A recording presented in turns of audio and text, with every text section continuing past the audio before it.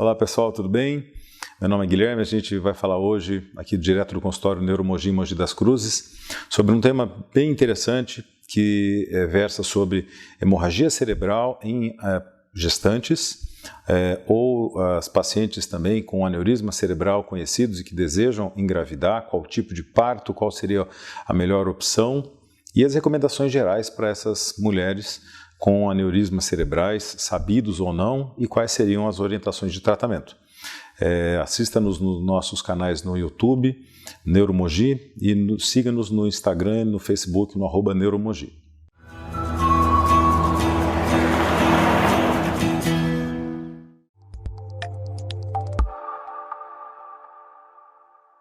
Quando a gente fala, então, em relação à hemorragia cerebral, a gente está falando da quarta, dependendo dos trabalhos, até a terceira causa mais comum de óbito materno, não associada a causas obstétricas, ou seja, uma situação que infelizmente é possível de acontecer, felizmente é raro de acontecer, mas a gente vai ver que não é tão raro assim, porém é uma situação que infelizmente carrega uma morbimortalidade muito alta, tanto em relação à mãe, tanto quanto em relação ao feto. E isso é uma situação que faz com que nós tenhamos que ter bastante cuidado individualizado nesses casos, para esses pacientes, para tentar fazer a melhor estratégia possível. Quando a gente considera as hemorragias intracranianas, em torno de 50% delas são devidas às presenças dos aneurismas cerebrais, das malformações arteriovenosas cerebrais e de pacientes com pré-eclâmpsia. Essas são situações que a gente sabe que, responsabilizando-se por 50% dos pacientes, não explicam todas as causas, porém seriam as causas mais comuns dessa situação. Porém, quando a gente fala de sangramento em eclâmpsia, em pré-eclâmpsia e sangramento de malformação arteriovenosa, são situações muito específicas que a gente vai falar só no final sobre isso, e vamos agora se ater a falar dos aneurismas cerebrais nas gestantes.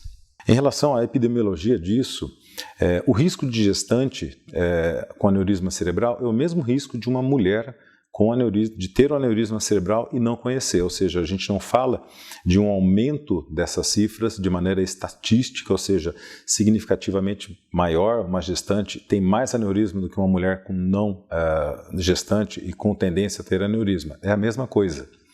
E ainda nas gestantes, quando a gente fala de uma situação relacionada à gestação, o principal é que a gente entenda principalmente as alterações que a gestante passa e que podem sim estar associadas a maior índice de rupturas e maior índice de morbidade associada aos aneurismas cerebrais rotos, ou seja, aqueles que têm sangramento cerebral. Na gestação, as mulheres aumentam o volume circulante, aumenta um débito cardíaco de 25% até 65% do volume corporal é aumentado na gestação, fazendo com que haja uma sobrecarga cardiocirculatória e o maior estresse sobre as paredes arteriais. Obviamente, se houver uma falha nessa parede, que é a definição do aneurisma cerebral, uma falha num vaso que vai levar o sangue com pressão para a cabeça, e nesse estado de hipercirculação, há uma tendência hemodinâmica aumentada de ruptura nesses pacientes. E isso, obviamente, ocorre conforme isso vai acontecendo durante a gestação. A gente vê que nos pacientes no primeiro trimestre é muito menos comum a ruptura por um aneurisma cerebral, sendo ela muito mais comum no terceiro trimestre, justamente porque é a fase final em que essas alterações hemodinâmicas e circulatórias ocorrem na gestante. Ainda em relação a quando ocorre o maior risco de ruptura desses aneurismas, também no período de puerpério, em torno de 6 semanas após o nascimento das crianças, é que sim, ainda está associado com o aumento da tendência de hemorragia cerebral. Isso porque gradativamente o corpo vai evoluindo as alterações gestacionais, porém, infelizmente, associado ao grande estresse circulatório, não é só na gestação que um aneurisma pode romper. Numa puérpera, isso também pode acontecer no intervalo que vai até 6 semanas após o nascimento da criança. Quando a gente fala das taxas de ruptura de aneurisma cerebral em relação às gestações, felizmente o número é baixo. A gente está falando de uma média de ruptura de um aneurisma cerebral, de um sangramento de origem aneurismática para cada 10.000 gestações, ou seja, é uma situação que felizmente é pouco prevalente, porém pode acontecer. Quando a gente fala da ruptura, A sequência da pergunta é: quantos desses pacientes, infelizmente, podem perecer? Na ruptura, em torno de até 10% das gestantes podem falecer por conta disso. Existem já vários relatos na literatura de casos de gestações que tiveram que ser prolongadas até o máximo possível para que pudesse ser feito o parto da criança, infelizmente com a mãe em estado de morte cerebral. Isso é, infelizmente, muito comum os relatos aí na internet, está cheio deles.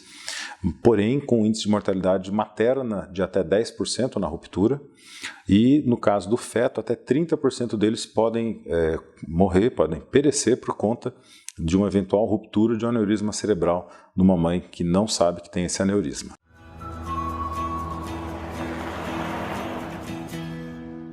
Clínica de Neurocirurgia e Cirurgia Minimamente Invasiva, Neuromogi.